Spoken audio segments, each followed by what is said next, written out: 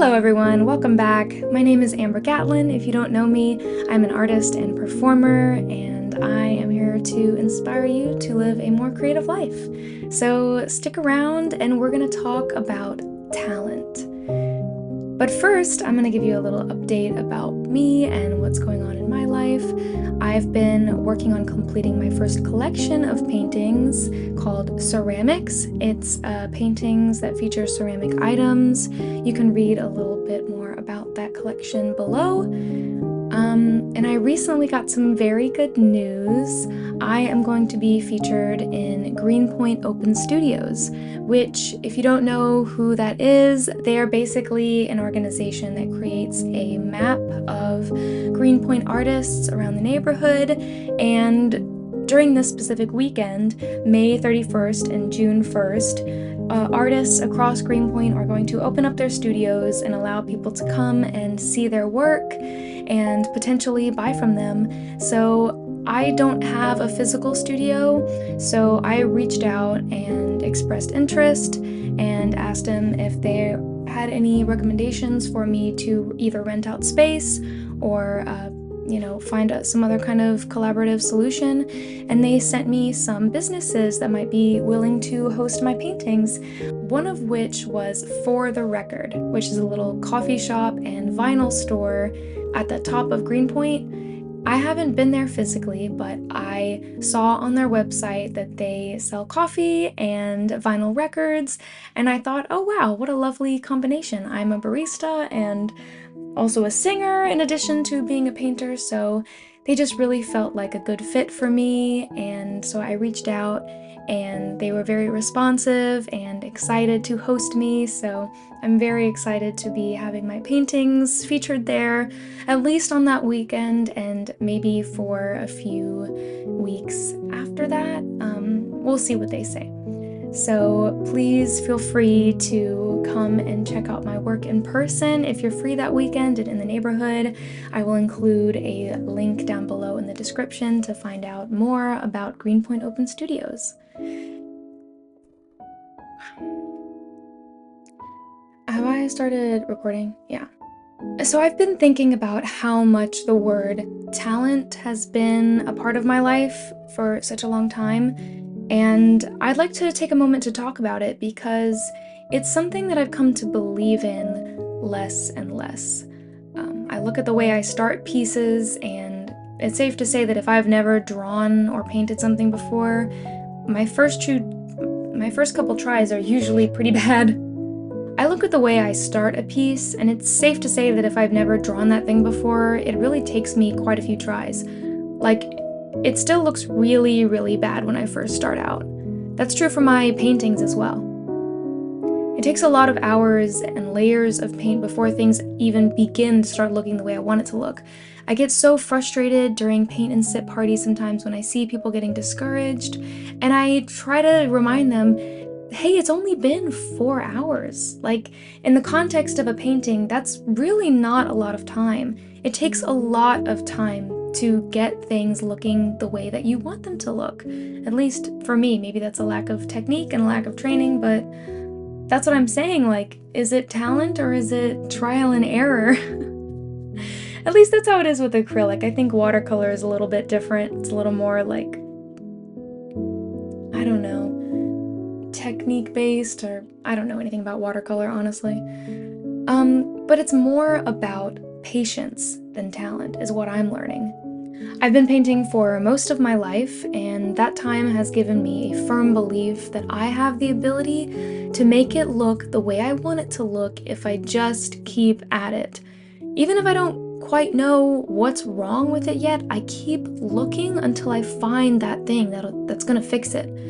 And the more I watch other artists' work on YouTube, the more I'm convinced that the difference between a hobbyist and a professional is willpower, not innate ability.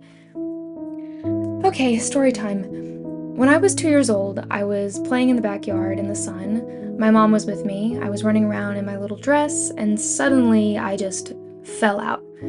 I don't remember this. This has been told to me a lot of times.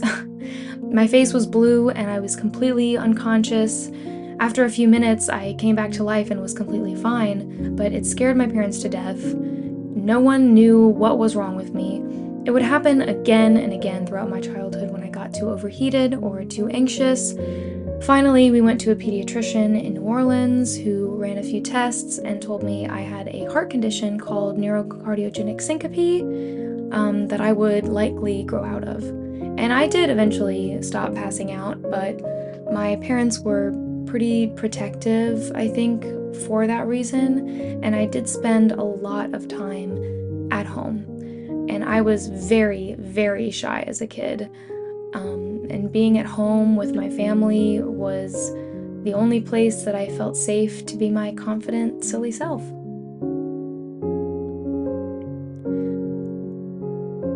My mom was always especially encouraging of everything I did. She always made time to listen to my ideas and look at my drawings and tell me how talented I was. Truthfully, I don't believe that I was much more talented than other kids my age, but still, hearing that day after day gave me the confidence to attempt projects that were bigger and more complex. I would still make mistakes, but I would erase them again and again and again until it became something that I really loved. My mom loved to spoil me with art supplies and compliments. I was very lucky for that. And also lucky enough not to have access to all the great artists of today in the world. I had the tools in front of me and I had my imagination. I didn't have much to compare my work to. Now it's so easy to find hundreds of people whose skill outmatches yours, no matter what age you are. It gives fuel to that voice that tells you it's not worth the effort. But life is too short to deprive yourself of the joy of creating things, because more often than not, even if things don't turn out exactly the way that you want them to, you can still take a few steps back and look at that thing and say, wow, I really made that.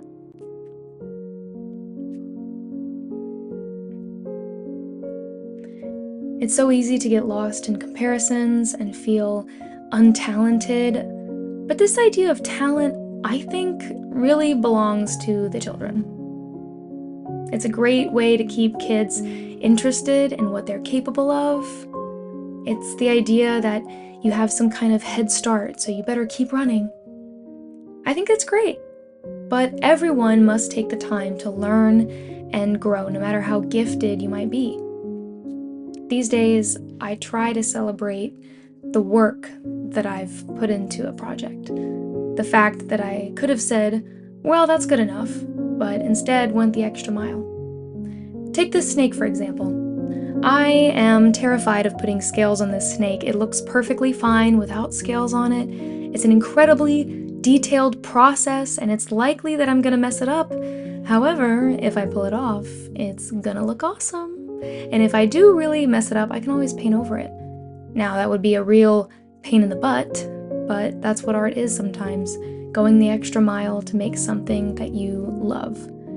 The fact is, many people won't like my art style and won't have any desire to buy it.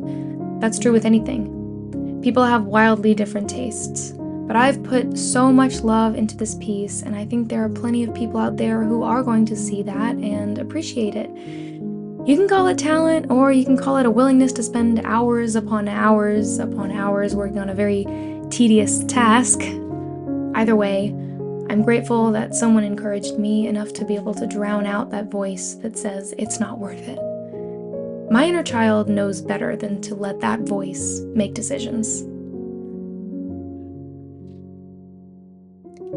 And if no one has given you that encouragement lately, let me be the one to tell you, you are so talented, you are so unique, you are a creative person, you are an artist. I can't wait to see what you do next. I'll see you next time.